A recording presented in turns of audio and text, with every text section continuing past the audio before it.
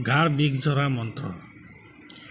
ৰঙা মাটি বা কুমাৰৰ মাটি নাইবা কিছুমতত তলৰ মন্ত্ৰৰে 15 বাৰ জাৰি প্ৰতিবাৰ মন্ত্ৰ পাঠৰ শেষত সেই মাটিত ফু মাৰিব অমুকে ঠাইত ৰোগীৰ নাম ক'ব সেই মাটি লগালে বিষ নাশ হ'ব মন্ত্ৰটো হ'ল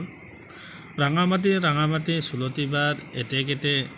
ৰখ ৰখা পৃষ্ঠকৰ পাও উয়া পুয়া পাথৰীয়া দুয়োবাদ নাশ ৰামৰ বৰে লক্ষণ কাপে সীতাৰ ত্ৰাস অমুকেৰ অংগেৰ বাট উৰিয়া পুৰিয়া যায় নইলে দেৱীৰ হাতেৰ মুণ্ড সাগৰ পাৱে ধাই কাৰ আজ্ঞে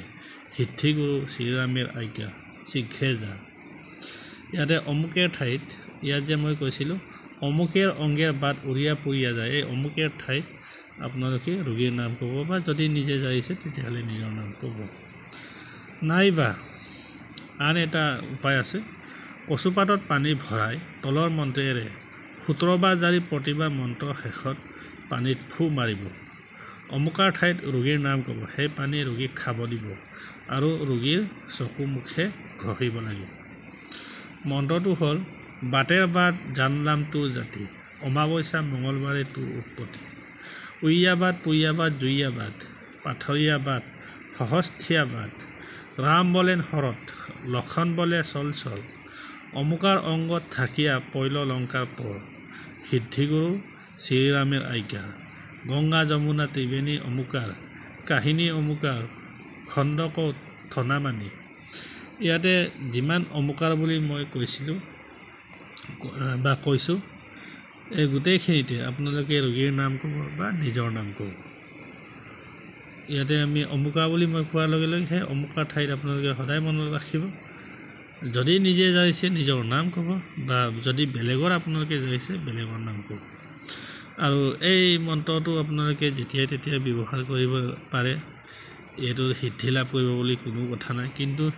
সিদ্ধ গুৰু এজনৰ হ'লে আপোনালোকে অনুমতি ল'ব লাগিব বা আজ্ঞা ল'ব লাগিব তেখেতে আজ্ঞা দিলে আপোনালোকৰ এইটো মন্ত্ৰই 100% কাম দিব সেয়া নিশ্চিত আৰু যদি আপোনালোকে সিদ্ধগুৰু বা সিদ্ধিগুৰু এজন যদি নাপায় তেতিয়াহ'লে আপোনালোকে নিজৰ ইষ্ট দেৱতাৰ নাম স্মৰণ কৰি মানে আপোনালোকে যাক যিজন দেৱতাক মানে পূজা কৰে যাৰ প্ৰতি আপোনালোকৰ যিজন দেৱতাৰ প্ৰতি আপোনালোকৰ ভক্তি ভাৱ আছে সদায় আপোনালোকে স্মৰণ কৰে সুখে দুখে তেওঁৰ নাম লয় তেওঁক প্ৰাৰ্থনা কৰি আপোনালোকে তেওঁকে গুৰু হিচাপে মানি আপোনালোকে এই মন্ত্ৰটো ব্যৱহাৰ কৰিব পাৰে ইয়াতে আৰু এটা কথা মনত ৰাখিব ইয়াত মই অমুকা বুলি কৈছোঁ বুলি অমুকা বুলিয়ে ক'ব নালাগে আপোনালোকে যেতিয়া এই মন্ত্ৰ ব্যৱহাৰ কৰিব অমুকাৰ ঠাইত আপোনালোকে ৰোগীৰ নাম ক'ব বা যদি নিজে যায় নিজৰ নাম ক'ব ইমানেই ধন্যবাদ